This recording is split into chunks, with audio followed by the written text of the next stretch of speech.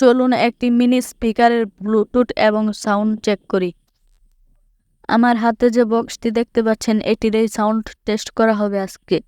চলুন তাহলে মোবাইলের সাথে কানেক্ট করে নেই। এটির ব্লুটুথ ভার্সন 5.0। দেখতে পাচ্ছেন এটি অনেক দ্রুত কানেক্ট হয়েছে। চলুন তাহলে কিছু মিউজিক বাজানো যাক।